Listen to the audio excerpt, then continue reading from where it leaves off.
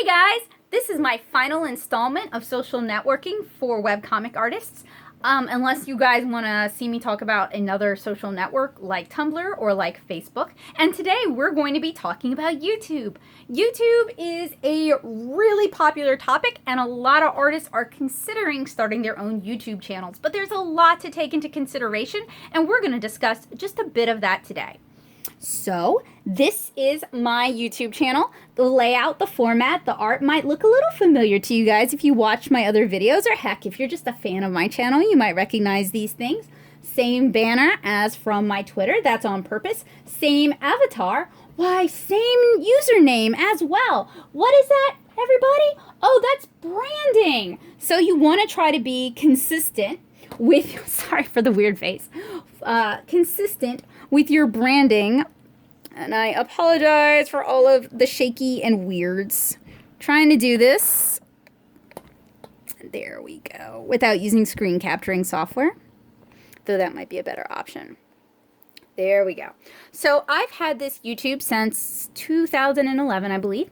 And we primarily used to use this channel to interview other artists at conventions. My partner and I used this channel. Here we go.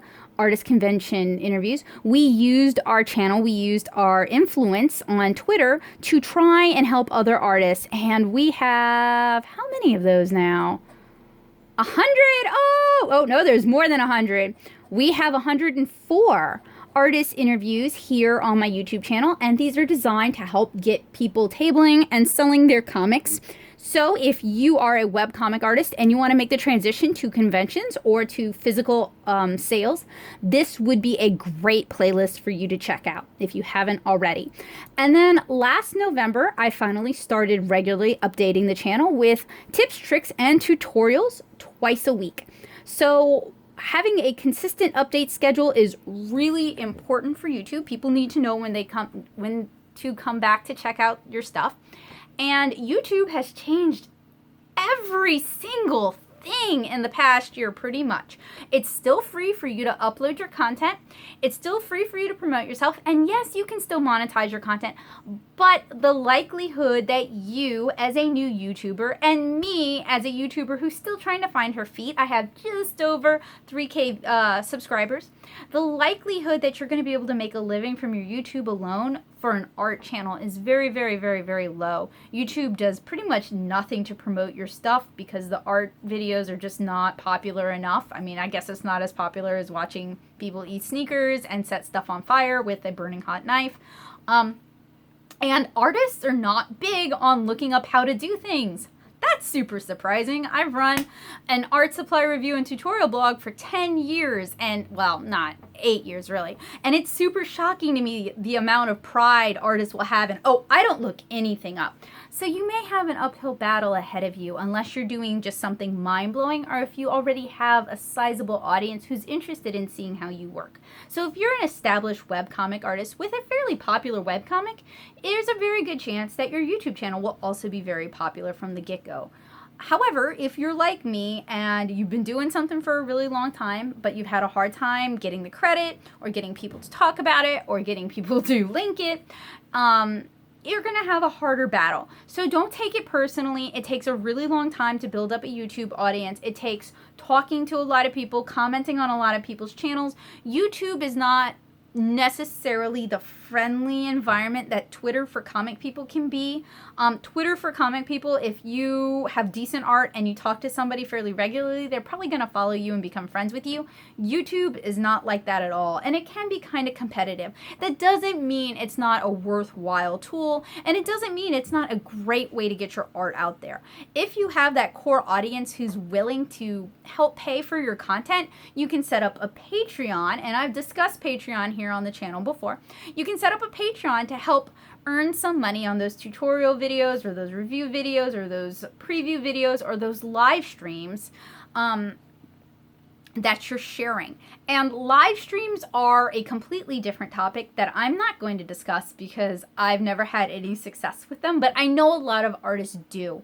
So hopefully I can interview somebody at some point in time who can talk to us and give us the tips and tricks and the lowdown, the skinny on successful art streams and how to get people to come to your art streams.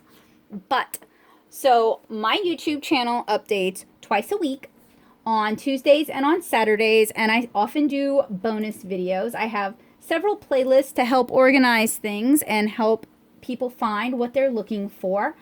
YouTube, you can change the layout of your YouTube channel to recommend different types of videos, recommend different playlists. I'm having trouble with the recent posts because it isn't actually showing the most recent post, and I'm not really sure why that is. But that is something that my patrons and my regulars on Twitter actually recommended or requested that I do. I'd taken away the recent posts and they were like, we can't find your new videos. So if you already have that audience who communicates with you, get some feedback from them. Find out what they want to see. Find out what sort of content they want. Find out how they would like things arranged. Because they're going to be your first audience and they're going to be the ones to recommend your channel to their friends. Now, the majority of my views actually come from recommended videos, so my content might show up on a more popular YouTube's. Let me see if I can bring something like that up. I'll just click this and turn off the volume. So these are up next, and there is a bunch of ASMR stuff in there because I watch a bunch of ASMR. So your up next or your recommended videos is going to be tailored to whatever your audience is interested in, and that would be what they watch the most often. So you guys can tell I go to sleep to a lot of these videos. And if possible, it would behoove you to make friends with some other YouTubers, especially people at about your own level. And people seem to really enjoy collaborations because it's sort of a mix of two audiences. So you are not only benefiting from your audience, but you're benefiting from the person you collaborated with's audience. Unfortunately for me, getting people to collaborate is like pulling teeth. Most of my friends are very, very shy people, so I appreciate and I understand that, but they're just not willing to do that. So you can definitely work on your webcomic on your YouTube. In fact, I recommend that you do that. It is a great way to get some new eyes.